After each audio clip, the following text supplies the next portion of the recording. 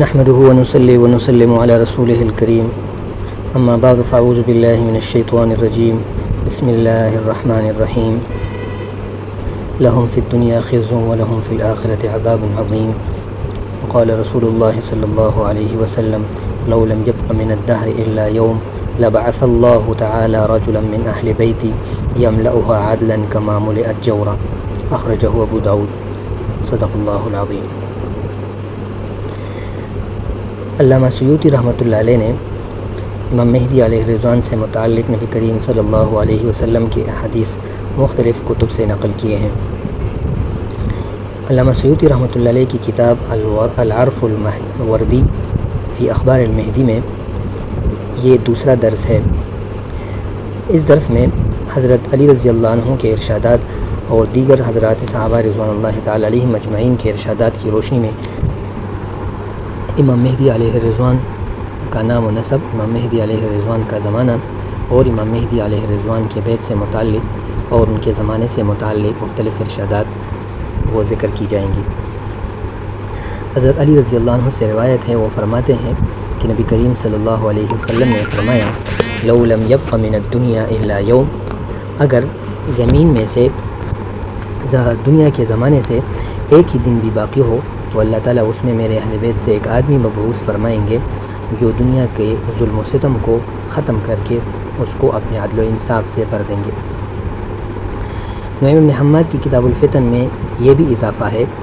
کہ نبی کریم صلی اللہ علیہ وسلم نے کے اس ارشاد میں حضرت علی رضی اللہ عنہ نے فرمایا کہ نبی علیہ السلام نے میرے بیٹے حضرت حسن رضی اللہ عنہ کو دیکھا انہ نظر الی ابنہ الحسن فقال ان ابنی ھذا سید، کہ میرا یہ بیٹا یہ سردار ہے، یہ سید ہے، اور کما سماہ النبی صلی اللہ علیہ وسلم، جیسے کہ نبی کریم صلی اللہ علیہ وسلم نے انہیں فرمایا ہے، اور ان قریب اللہ تعالیٰ ان کی نسل سے، ان کی پشت سے ایک آدمی پیدا فرمائیں گے جس کا نام تمہارے نبی کے نام کی طرح ہوگا، یشبہہ فی الخلق ولا یشبہہ فی الخلق، وہ نبی کریم صلی اللہ علیہ وسلم کے ساتھ اخلاق میں تو مشابہ ہوگا لیکن شکل و صورت اور جسم میں مشابہ نہیں ہوگا۔ پھر یہ پوری روایت ذکر کی یملؤھا عدلا کما ملئت جورا۔ مصنف ابن ابی شیبہ، مسند احمد، ابو داود، مسند ابی یعلی، طبرانی میں حضرت ام سلمہ رضی اللہ عنہ کی روایت ہے کہ نبی کریم صلی اللہ علیہ وسلم سے نقل فرماتی ہے کہ آپ صلی اللہ علیہ وسلم نے فرمایا یکون اختلاف عند موت خلیفہ، ایک بادشاہ کی موت کے وقت اختلاف ہو جائے گا، فیخرج رجل من اہل المدینہ ہاربا الی مکہ، اس دوران ایک آدمی مدینہ سے مکہ کی طرف بھاگ جائے گا، فیأتیہ ناس من اہل مکہ، تو مکہ کے لوگ ان کے پاس آئیں گے، فیخرجونہ، اور اسے نکالیں گے، وہو کارہ، اور وہ اس کام کو ناپسند کرے گا، فیبایعونہ بین الرکن والمقام، اور رکن یمانی اور مقام ابراہیم کے درمیان ان کی بیعت کریں گے، ویبعث الیہ بعث من الشام، اور شام کی طرف سے ان کے خلاف ایک لشکر بھیجا جائے گا، فیخسف بہم بالبیداء بین مکہ والمدینہ، تو مکہ اور مدینہ کے درمیان بیدا نامی جگہ میں وہ لشکر زمین میں دسا دیا جائے گا، فاذا رأى الناس ذلك، جب لوگ اس کو دیکھیں گے تو اتاہ ابدال الشام، تو شام کے ابدال، اور وعصائب اہل العراق، اور عراق کے عصائب مختلف جماعتیں، وہ ان کی بیعت کریں گے، ثم ينشأ رجل من قریش، پھر قریش میں سے ایک آدمی اٹھے گا، اخوالہ کلب، جس کی ننیال وہ بنو کلب سے تعلق رکھے گی، فیبعث الیہم بعثہ، اس کے خلاف بھی ایک لشکر بھیجا جائے گا، فیظہرون علیہم، وہ ان کے خلاف فتح پالیں گے، وذالک بعث کلب، اور یہ بنو کلب کا معرکہ ہوگا، والخیبۃ لمن لم یشہد غنیمۃ کلب، اور نامرادی اور ناکامی ہے اس آدمی کے لیے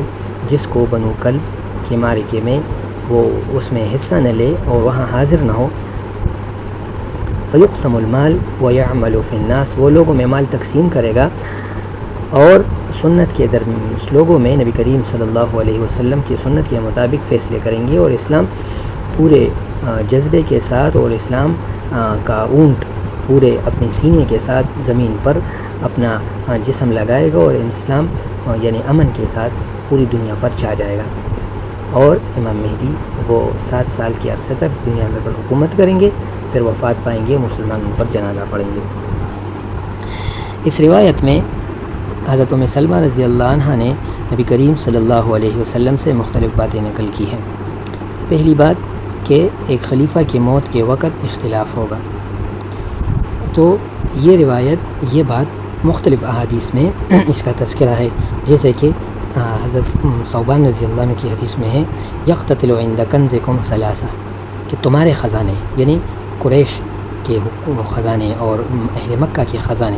وفی روایت عند دارکم، اور ایک روایت میں فرمایا کہ تمہارے اس گھر یعنی بیت اللہ کی حکومت کے بارے میں ایک ہی خاندان کے 3 لوگ آپس میں لڑیں گے۔ یقتتل عند کنزکم ثلاثہ کلہم ابن خلیفہ، ایک ہی خاندان کے ہوں گے۔ ثم لا يصير الى واحد منهم، پھر یہ اختلاف اس حد تک پڑ جائے گا کہ یہ ان میں سے کسی ایک کو بھی یہ حکومت نہیں ملے گی۔ اور اس کے بعد ثم تطلع الرایات السود، پھر سیاہ جھنڈے آئیں گے اور وہ تمہارے ساتھ لڑائی کریں گے۔ اس کے بعد امام مہدی آئیں گے اور امام مہدی کی بیعت کیا جائے۔ تو عبداللہ بن مسعود رضی اللہ عنہ کی روایت میں ہے کہ امام مہدی وہ مکہ سے مدینہ اور مدینہ سے مکہ وہ تقریباً 3 بار آئیں گے اور لوگوں سے بیعت کے بارے میں انکار کریں گے، لیکن لوگ ان کو نکالیں گے اور زبردستی ان کے نہ چاہتے ہوئے ان کے ہاتھ پر بیعت کریں گے، جیسے کہ حضرت ام سلمہ رضی اللہ عنہ کی حدیث کے دوسرے جملے میں یہ تذکرہ موجود ہے۔ تو یہ 2 واقعے ہوئے۔ تیسرا واقعہ، جب امام مہدی کی بیعت ہوگی تو امام مہدی کے بیعت کے بعد لوگ ان کے دشمن اور وہ ان میں بعض مسلمان بھی ہوں گے، تو وہ آئیں گے اور امام مہدی کے خلاف ایک لشکر تیار کریں گے اور مدینہ پر حملہ کریں گے، لیکن جب مکہ کی طرف رخ کریں گے تو میدان جگہ میں وہ زمین میں دسا جائیں گے۔ چوتھا واقعہ اس میں مارکہ بنو کلب ہے کہ نبی کریم صلی اللہ علیہ وسلم نے اس روایت میں اس چوتھے لفظ میں یہ ارشاد فرمایا کہ مسلمان کی جو حکومت ہوگی تو اس میں جو لوگ بظاہر مسلمان ہوں گے لیکن امام مہدی سے لڑیں گے اور امام مہدی کے مقابلے میں ان کو اللہ تعالیٰ زمین میں دسا دیں گے، لیکن پھر بھی امام مہدی کے ساتھ کے مخالفین ہوں گے۔ امام مہدی ان مخالفین کے لیے مارکہ بنو کلب کے نام سے ایک لڑائی، ایک جنگ تشکیل دیں گے، اور اس میں نبی کریم صلی اللہ علیہ وسلم نے فرمایا کہ ہر شخص کو جانا چاہیے، کیونکہ اس میں مسلمانوں کو بہت مال غنیمت ہاتھ آئے گی۔ تو اس میں قریش کے لوگوں کی طرف اشارہ کیا کہ اس میں قریش کے لوگ بھی ہوں گے اور بنو کلب کے لوگ بھی ہوں گے۔ بنو کلب کے لوگ موجودہ دور میں شام، عراق اور تبوک اور ترکی کے سرحدات پر آباد عیسائی خاندان ہیں، جن کا بنیادی تعلق یمن سے ہے، اور یمنی لوگ ہیں جو بعثت سے پہلے زمانے جاہلیت میں یہاں آباد ہوئے اور انہوں نے عیسائیت کو قبول کیا۔ بعد میں جب اسلام کا عروج ہوا تو اسلام کے عروج میں انہوں نے یعنی اسلام قبول کیا، لیکن عیسائی عقائد ان میں پھر بھی رائج تھے۔ اور جب یہ معرکہ سر ہوگا، اور جس کی مسلم شریف کی روایت میں ہے کہ اس کے بعد مسلمانوں کا روم سے بھی معرکہ ہوگا، فتح بیت المقدس بھی ہوگا، غزوہ ہند بھی ہوگا، اور دیگر دنیا پر بھی مسلمانوں